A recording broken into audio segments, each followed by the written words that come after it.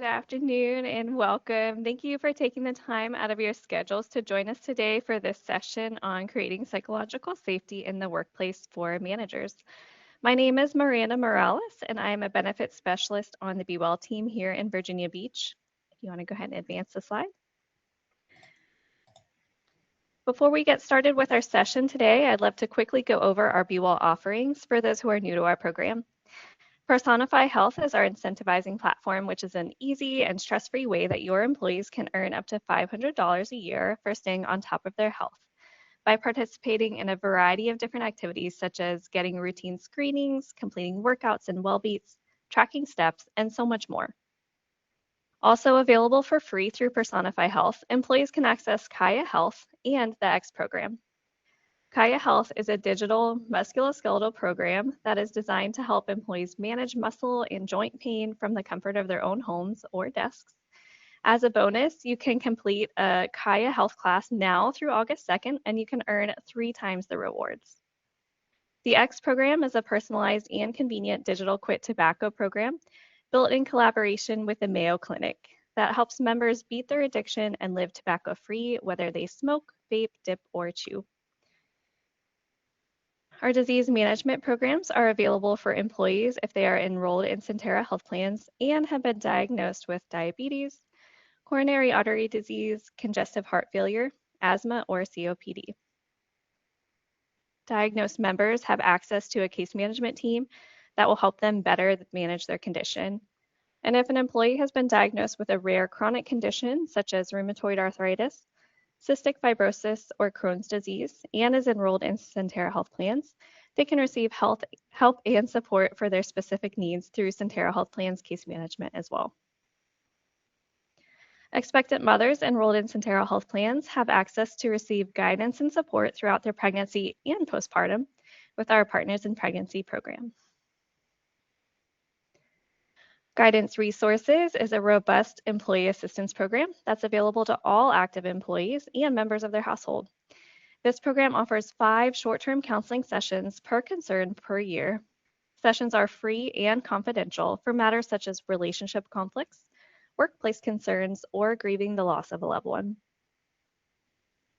They offer an array of additional services, including work-life solutions that help you and your employees better manage life's everyday challenges, but helping you find anything from party venues to vacation plans, adult caretakers to even child daycare centers, financial resources, and legal guidance.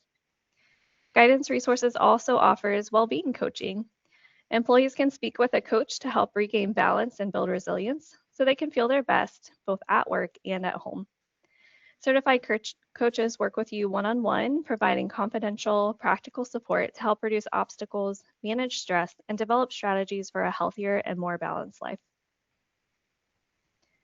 Wonder is our science-based, clinically proven digital weight management program that teaches staff the skills to help them lose weight while still getting to eat the foods that they love. The application period for this program is quarterly, and the next one opens up on August 31st. Employees can add themselves now to the waitlist to be notified of the application period at wonderhealth.com/BEWell, and that's Wonder without an E. We also have our BEWell champions. They are an extension of our BEWell team, and they serve their specific work locations by promoting our initiatives and programs. We have about 140 throughout the city and schools, so if you're unsure who the champion is at your workplace, or you'd like to recommend someone for your site, please visit our website or select Meet Your BEWell Champions on the benefits page in the Personify Health app for more details. We'd love to have each work site represented. BEWell offers events and webinars just like this one, plus our mobile Mammo van, which travels throughout the city for convenient access, as well as flu vaccine clinics every fall and quarterly health screenings where employees can check on their health and speak to a health educator about nutrition. Our next health screening will be on Tuesday, August 18th at Building 19. BEWell also partners with Centera Community Care to offer convenient access to medical care through the Centera Mobile Care Van.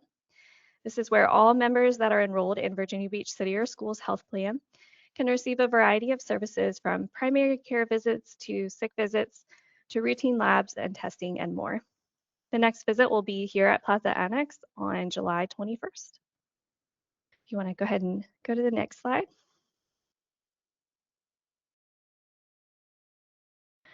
All of this information, including a list of events and registration links, is available on our website, benefitsatthebeach.com/s/wellness. Leaders and managers also have a resource available on our website. From the main BEWell drop-down menu, you'll select Leadership Resources to see all the ways that BEWell can help you create a culture of wellness at your worksite. Many of our programs are an opportunity to earn points for Personify Health, and you can redeem those points for cash rewards. For attending today's live session, you'll be rewarded with 300 points, and we'll send an email within about a week with an electronic voucher code. And while those points and cash rewards are great, we really feel that the benefits of our programs vastly exceed any money earning opportunity. It's all about providing you with the tools to help you and your employees develop healthier habits and live happier lives. If you have any questions about our programs, please feel free to reach out. You can reach BEWell by emailing us at bewell@vbschools.com or by calling 757-263-1060 and selecting option 2. Thank you all again for being here today. And now it's my pleasure to pass the mic to our speaker, who is also named Miranda. Thanks so much, Miranda. Hello, everybody. Welcome to Creating Psychological Safety in the Workplace. Yes, again, my name's Miranda also, and I'm going to be facilitating today's webinar, which is brought to you both by your lovely organization as well as ComPsych, your employee assistance program provider. Now, before we get started, I do want to review just a few basic housekeeping items. First of all, as you're coming into today's session, you have probably noticed that your audio is muted. That's intentional. That is just to eliminate any background noise that might become a distraction. Next, even though you're muted, you will be able to participate in today's webinar by using the question tool, which is located on your control panel in the upper right-hand corner of your screen. And just so you know, I'm going to moderate the question tool as well as the organizers of this event so that we can answer questions as we're going through today's presentation as you put them in the question tool. But also, we're going to have a couple of minutes at the end of today's session for a bit of Q&A. So if you want to save your question until the end, you can do that as well. Now, let's start out just by making sure we've got good audio and video. If you can see and hear me, could you say hello in the question tool? Or maybe send me a reaction. Either one works for me. Hello, everyone. I see all the reactions, all the hellos coming in. That's great. Okay, looks like we're good to go. So another note I want to share with everyone, you may have noticed there is a chat feature on your control panel. Now, that is not a two-way chat, first of all, but it is a place where you can find some troubleshooting tips if you're finding that you have some type of technology problem. Okay, so just look in the chat, and there are a few things that might help you out, some things that you might try. Okay, now additionally, today's webinar is being recorded. The recording will be available in 24 hours from the registration link. And if you're looking for maybe just a copy of this PowerPoint presentation, on your control panel, if you find the materials section, you will see that there's a PDF there that you can download right to your computer. And so again, that's just going to get you a basic copy of this PowerPoint if you'd like it. All right. Now, the last thing I'm going to say as part of today's housekeeping is that you may have heard some of today's information before, which is great. You'll already have some context, or you may just understand a few of the things I'm going to say from a common sense perspective. But as I always say, our goal really is to turn that common sense into common practice, because when we do that, we'll just have a much better chance of tapping into that behavioral change. And really, that is our goal.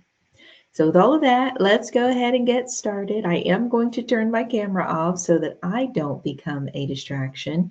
and just so that you can focus on the information at hand.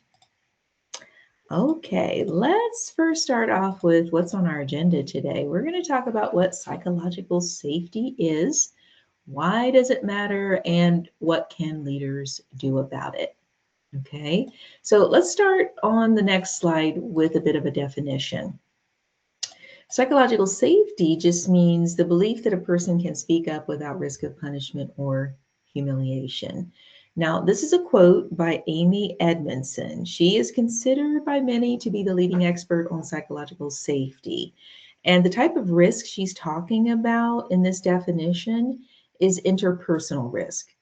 When people speak up, they are taking a chance that they might be punished or humiliated. And that's sometimes in a direct way, like being attacked for their comments on the spot, but sometimes indirectly. For example, they might get excluded from future discussions. Okay. And understand that the fear of being shunned or ostracized from one's community is evolutionarily very powerful. We humans are wired to try very hard to avoid this. So overcoming the fear is very difficult. Okay. Now, I've got something to show you, and I want you to give me your answer in the question tool or with a reaction, thumbs up or thumbs down. Is this statement true or false?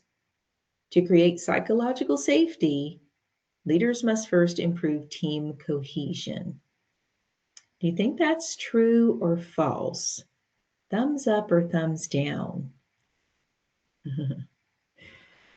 I see lots of answers coming in. Some of you are saying true, and some of you are saying false.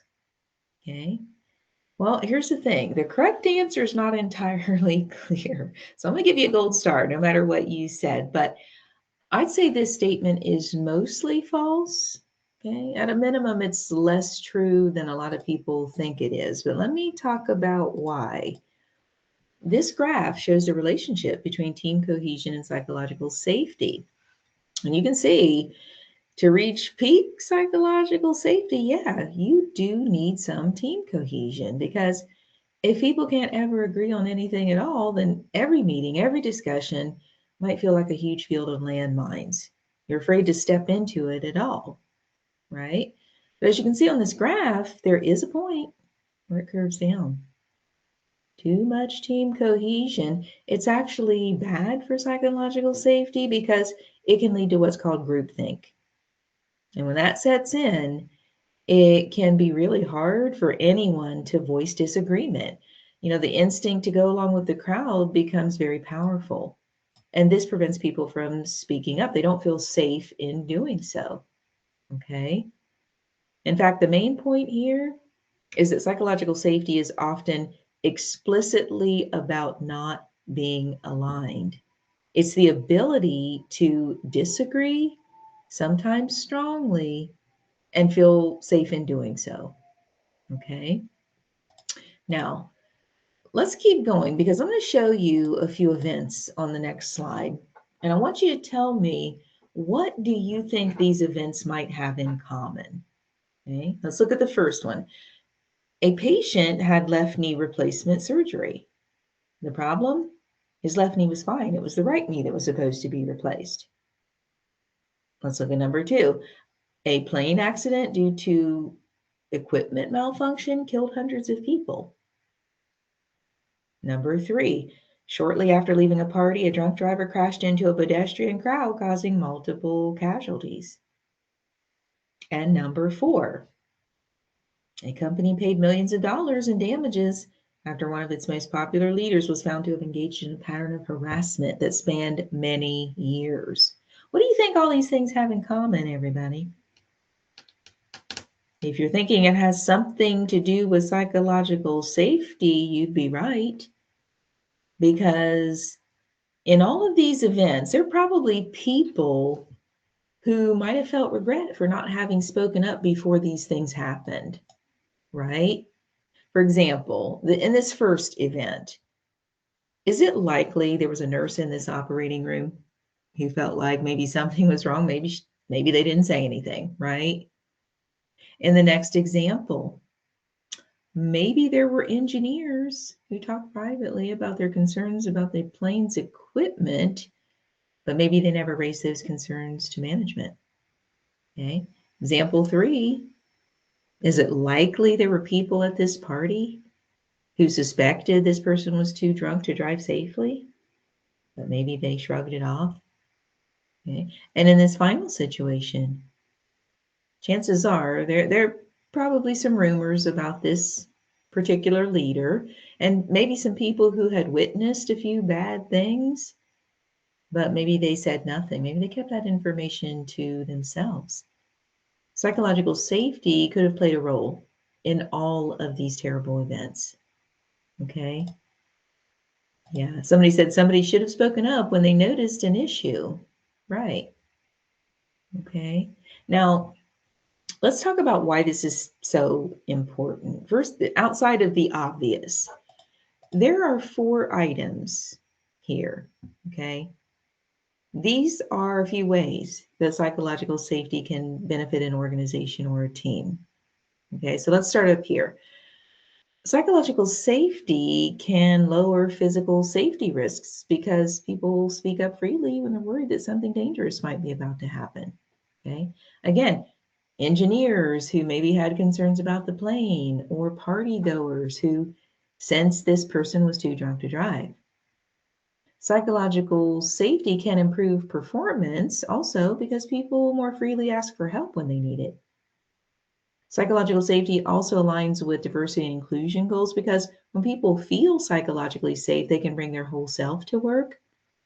And finally, it can improve morale and retention for similar reasons. Safety is a powerful comfort that people seek out, and it's one that they don't easily give up once they find it.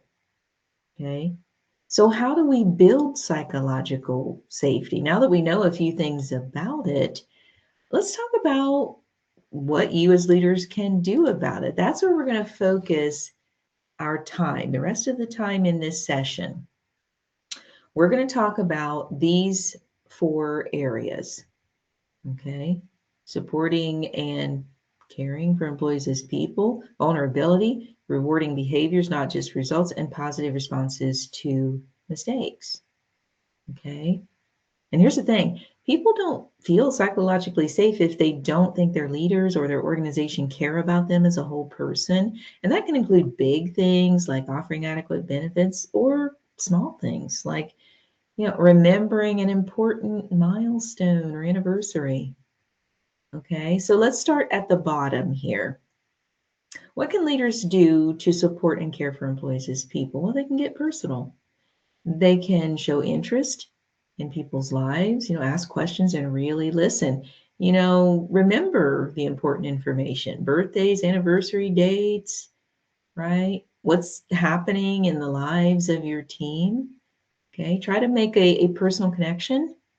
Okay, maybe stretch yourself, try to learn something new about everyone on your team. Make sure that you are meeting new team members as they onboard. Okay, and if this puts you outside of your comfort zone, that's okay. Try to stretch yourself. Make a point to do it anyway, because the end result is usually a more engaged team. Okay, you can also, as part of this bottom section, connect the dots. Ask your employees what they believe their impact is in the organization. Share with them the impact they make.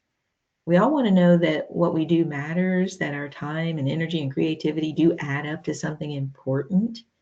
So try to help each person see the difference that they make. Okay. When you do that, they might be a bit more invested in the work and achieving those goals. Okay. And measure what matters. Okay. Sometimes what we measure can feel meaningless to individual team members. It may be helpful for senior leaders or investors, but maybe not for our individual contributors. So help employees measure what matters to them. How do they know at the end of the day that they were successful? What can they measure? Okay. For example, if you're in the customer service business, well, you might measure the number of customers touched in any given day. number of good interactions or outcomes that happened. Okay. But let me keep going because we got to keep going up this pyramid. Okay. So let's talk about vulnerability next. Now, what you're looking at, everybody, this is called the Johari window, and it can help you think about leadership vulnerability. Okay. Now, soliciting feedback from others and disclosing information about yourself to others can show that you're vulnerable. If you do neither of these things, you're in the dark zone, and people are unlikely to open themselves up to you. If you solicit feedback, but you never disclose, you're in the facade zone, which can make it difficult for people to trust you.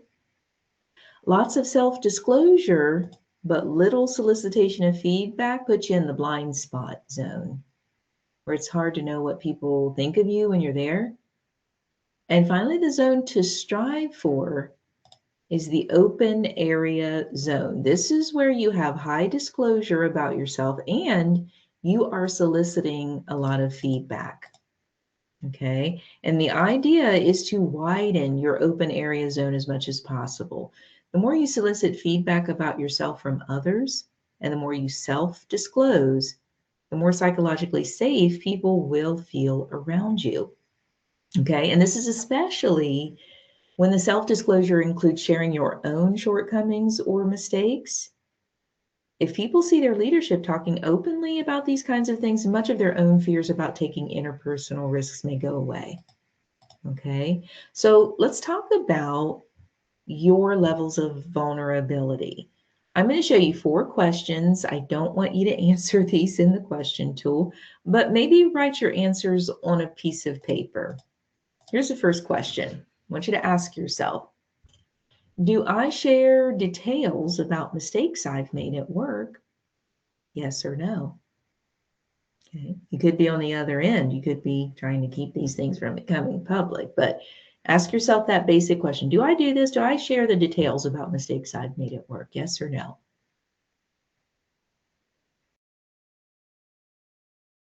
Here's the second question. When I'm questioning my own confidence or self-esteem, do I verbalize my insecurities with people who work for me?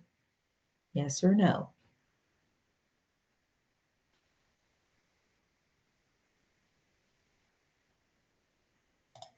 Here's the next one.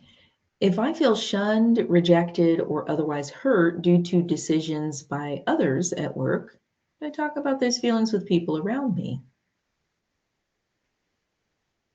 Yes or no? And here's the last one. After I deliver a difficult message to an employee, do I ask for feedback about my delivery?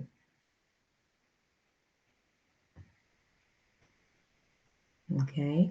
Now, it's pretty obvious. The more yes answers you have, the more vulnerable you are. And that's what's getting you in that open area zone, right? To create and build that psychological safety. Okay. And the point of these questions is just to self-reflect on your own vulnerability, because having this sort of vulnerability, again, this is what helps others feel psychologically safe. Okay. You may have a little work to do, and that's okay. Just note the answers that you were hesitant on, or you're thinking, maybe I don't do this. Okay. And maybe that's something to put on your action plan. Okay. Now, let me talk about measurements.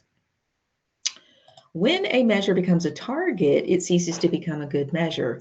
This is a quote by British economist Charles Goodhart. And Goodhart's law actually originated in the field of economics, but it does have applications in many other areas of work and life. And the idea is that while metrics definitely play an important role in the workplace, when those measures become hard performance targets, people learn how to manipulate them. Also, sometimes the metrics alter the ways that people behave and cause people to feel psychologically unsafe. When a target feels impossible for them to meet, instead of speaking up or asking for help, they may manipulate things in a bad way to avoid missing the target. Let me show you a few examples of what I'm talking about, everyone. Let's say There's a measurement that's been set, a target. Customer complaints fewer than a certain number per week. Okay, that's an established target that's been put out there to the team. Well, obviously, that measurement is meant to improve customer service, right? But what really happens is that some employees hide customer complaints from management. Leaders, have you ever seen this? Let me know in the question tool. It's a very common occurrence. Yes or no, thumbs up or thumbs down. Let's look at the next one. Maybe you've got a training satisfaction survey with a score. You want your trainers to hit that score, minimum of this score. That target is set up to motivate trainers to do their best. But what really happens? Trainers avoid taking on the most challenging projects. They know they've got to hit this score, right? Let's talk about the last one. Very common, a safety target. Organizations will establish, certain targeted goals. You should have fewer than this number of safety incidents per month, right? And obviously that target is set up so that there's a better focus on workplace safety. But we all know what really happens. We've seen the video, right? Employees don't necessarily report all of these safety related lapses. That's why the cameras were installed, right? We've all seen the videos of the forklift driver, hitting the corner and everything's all the scaffolding is falling down, right? Yeah. And the point I'm making here is not that measuring things and having targeted results are bad things. They're not. They do play many important roles. But for psychological safety, we also want to look at behaviors, not just results. So let me show you what types of behaviors we want to reward, not just these results. Here's a safety one.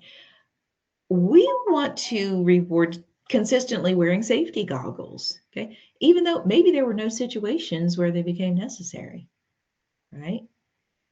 We want to reward sharing a lot of ideas during a brainstorming meeting, even though maybe none of these ideas were adopted, but we still want to encourage the sharing of a lot of ideas, right?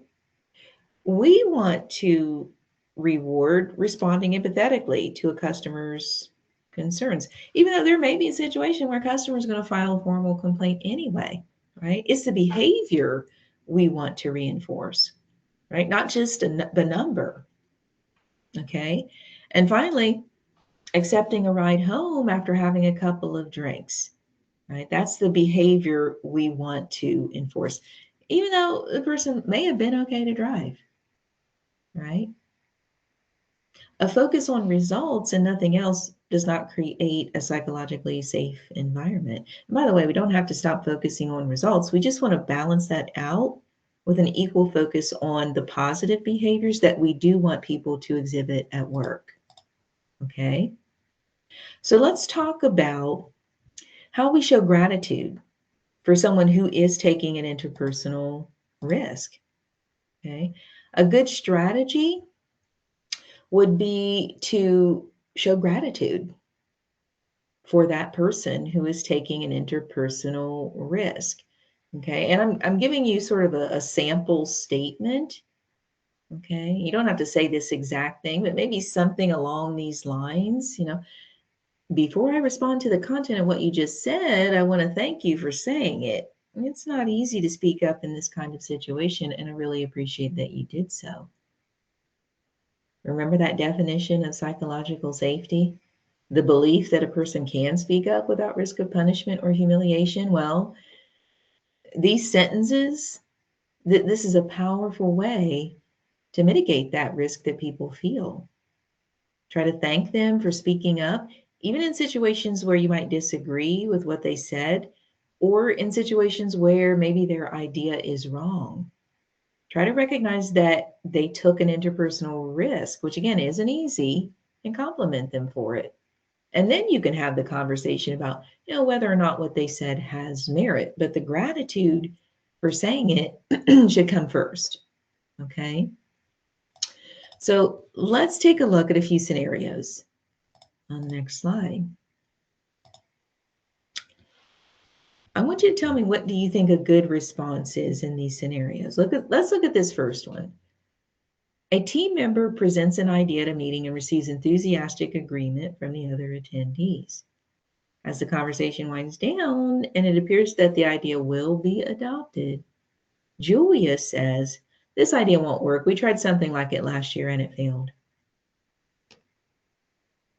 What's a good initial response to Julia? Let me know in the question tool. I'm going to keep going. Alex didn't realize that the beers you were drinking at the company party were all non-alcoholic. And as he sees you heading to the parking lot, he says, "Whoa, not so fast. You shouldn't be driving. Let me call you a car." Leaders, what are you going to say to Alex?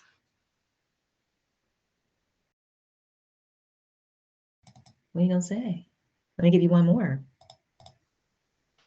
Immediately after receiving a big raise and a promotion that you worked hard to get approved, Sam says, "Thanks, but honestly, I think that's less than what I deserve."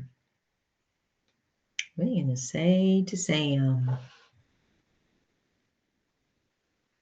What do you think, everybody? I see some of you putting some responses, right? A lot of you starting with thank yous, right? And definitely, you want to start with the gratitude, right? Because in all these situations, each one of these people, they are taking an interpersonal risk, aren't they? You remember what I just showed you on the last slide? Before I respond to the content of what you just said, I want to thank you for saying it. It's not easy to speak up in this kind of situation. I really appreciate that you did so. Something along that lines, right? You want to start with the gratitude, right? You're thanking this person for taking on this interpersonal risk. Okay. Now, let me ask you, leaders, have you seen any examples of interpersonal risk taking? And what was it? Let me know in the question tool. Have you seen any examples of what I'm talking about? And I do see some good comments. Some of you are saying you're starting with the thank you for letting us know. We may not have been aware of that. Can we talk more about it so we can understand what happened? Yeah, you're starting with the gratitude. Yeah. There are so many examples of interpersonal risk taking, everyone, that are pretty common. Co-workers that disagree with their leaders. It could be on small things or big things. They might disagree on how the meeting should be held. Right? You ever had that happen? I have. Okay. Or maybe one of your direct reports is disagreeing with an idea you have. Right? That happens all the time. It's very common. And these folks, they're taking an interpersonal risk. Right? Yeah. Well, let's keep going. I do see some of your comments coming in. Okay. And yeah, a lot of you are starting, again, you're starting with the thank you. And that's a good place to start, right? Starting with the gratitude, right? Now let's keep going, because we also want to talk about how to handle mistakes. Okay. Now, in many organizations, right here, you see this light blue slice of the pie? Asking who did this, that becomes the whole pie, right? But that's not a psychologically safe environment.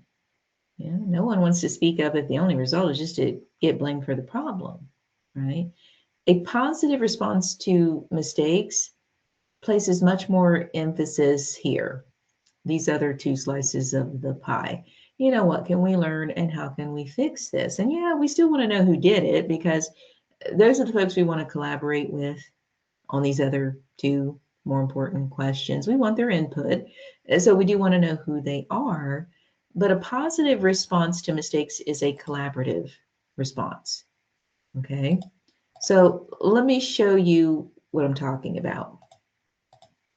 We want to address mistakes as a collaborator, not an adversary. And to do this, we want to focus on the facts, not judgments. Okay, so I'm showing you an example on my screen. Instead of saying, well, the report you submitted was short and vague, it needed more detail. First of all, how do you think your direct report's going to respond to that? They're going to look at you like you're a collaborator? Probably not, right? And guess what? When it's full of this kind of judgment, it might provoke a response you didn't want, like a conflict. Someone might get very defensive, right? So instead, stick to the facts. The reports you submitted did not include the time, location, or date of the incident. The names of the people involved were missing too. Okay, facts are neutral, judgments are not, and judgments tend to put people on the defense. Okay, and again, we're trying to be a collaborator, and you can end this by saying, can we take a look at, maybe resubmitting the report? Do you think this is doable by next week? Right, that's a collaborator. Okay, we can also acknowledge what we might not know. Okay, we could say something like, well, I imagine there could be multiple reasons involved in the omission of those details. Again, that's a collaborator, not an adversary, because you're pre-thinking. You're trying to understand why this happened. Okay. And finally, you could ask questions to help solve the problem together. Instead of saying, well, from now on, make sure all your future reports include the necessary details, you can say, oh, the details in these reports are important. What do you think we can do to make sure they're included consistently in future reports? Okay, because again, our goal is to become a collaborator, not an adversary. By focusing on the facts, acknowledging what you might not know, and asking questions to solve the problem together, you can create psychological safety when mistakes are made. Okay, now let me show you a couple more examples, everybody. Suppose a leader says, your team lost track of priorities and missed the phase 1 project deadline. Please get the team better organized and make sure the rest of the project stays on track. Okay, leaders, does that sound collaborative or adversarial, first of all? Yeah, I see the thumbs downs coming in. Yeah, and everybody's saying adversarial. I would agree with you, right? And again, we want to be more collaborative. So let me show you an example of what we could say instead. Per the plan we communicated, phase 1 of the project was supposed to be completed last week. It's still in progress, and I suspect there could be a number of factors involved here. Can you let me know your thoughts on where things stand? It's a much better approach, isn't it? And do you see now how we're creating psychological safety with that second statement? We're opening the conversation up with the understanding that we voice, that we do understand there might be a number of factors involved here with regard to this missed deadline, right? And we're opening up so this person can explain, oh yeah, you're right. We're off target, due to this, that. They start telling you what's really going on. And you're seen as a collaborator, right? Not a dictator, not someone who's very adversarial, right? And you're not promoting a conflict here, right? You're not there to promote a conflict. You're trying to solve the problem. Okay, let me show you another one. Suppose a leader says, your service led that customer to leave and go to one of our competitors. I really need you to apologize to the person and work on your customer service skills. Again, is this a collaborator or an adversary? Yeah, you're all right. I see all the thumbs downs coming in. I see it in the question tool, adversary, right? So let's get collaborative. And again, remember, we want to stick to the facts and we want to do all the things that I just discussed. So that customer told me that they're going to one of our competitors due to an interaction they had with you recently. I know there's often more than meets the eye in these situations. Can you share your perspective on what happened and whether we might be able to might be able to do anything to get the customer back? You notice what I'm doing here? I'm doing everything I just said, focusing on the facts, not judgments, acknowledging what you might not know, and asking questions at the end to solve the problem together, right? This is exactly what we want to do. This is what creates our psychological safety. Okay. And some of you are giving some other suggestions, and you're absolutely right. I see it in the question tool. Somebody said that they think using the word we makes things more collaborative, and it does. Yeah. We is a good collaborative word, right? Let me share with you just a short summary of what we've gone over today, everybody. We started off by talking about what psychological safety is. Again, it's just the belief that a person can speak up without risk of punishment or humiliation. We talked about why this matters. Psychological safety can lower physical safety risks because people do speak up freely when they're worried that something bad or dangerous might be about to happen. Okay. It also can improve performance because people tend to freely ask for help when they need it. Typically, it's going to align with any diversity inclusion goals you have because people feel like they can bring their whole self to work. Okay. And it can improve morale and retention.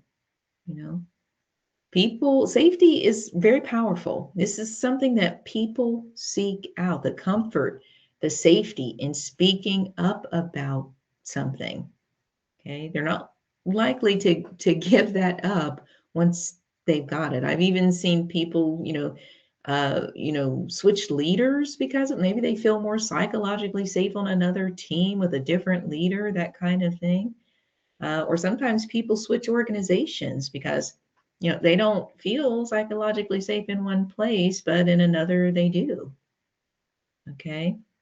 Again, they don't easily give this up once they find it. When they feel like, hey, I feel like I can speak up about things, I can bring my whole self to work, I can ask for help when I need it. Okay.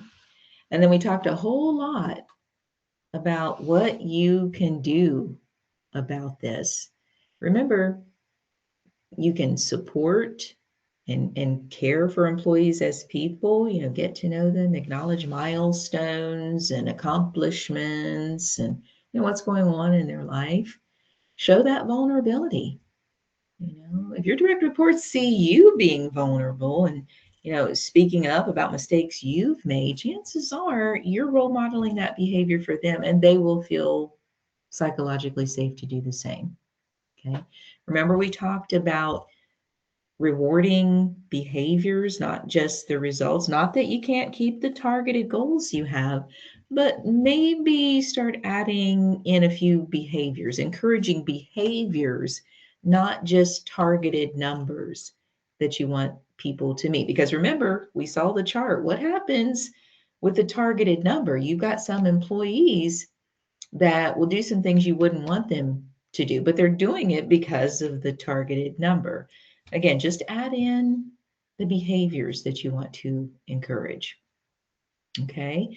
Also, offer those positive responses to mistakes by, talking about gratitude first. Did somebody take an interpersonal risk?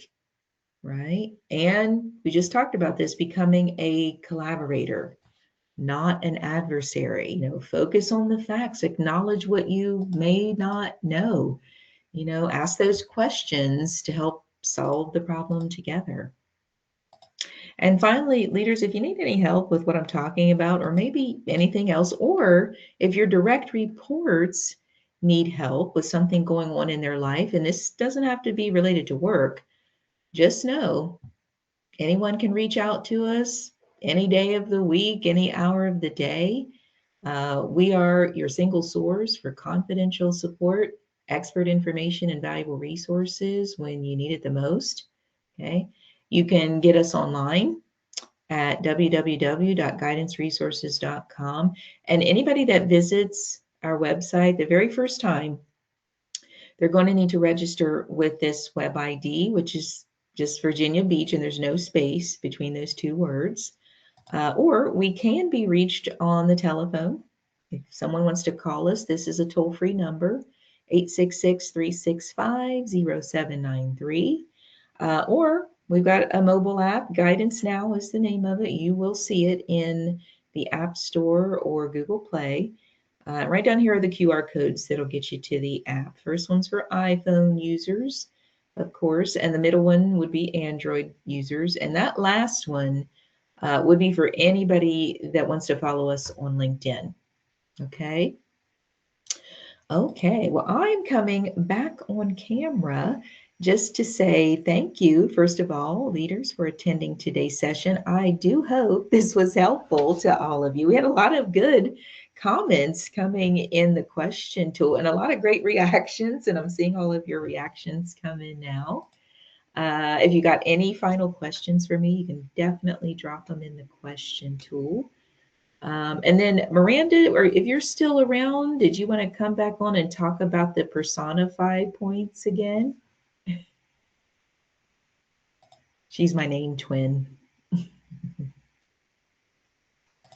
Um, yeah, so we'll be sending out a follow-up email within about a week or so with those electronic voucher points.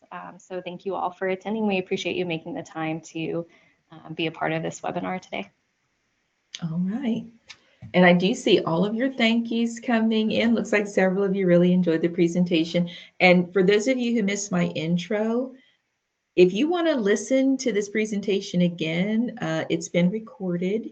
The recording will be available as early as tomorrow, around this same time, from the registration link.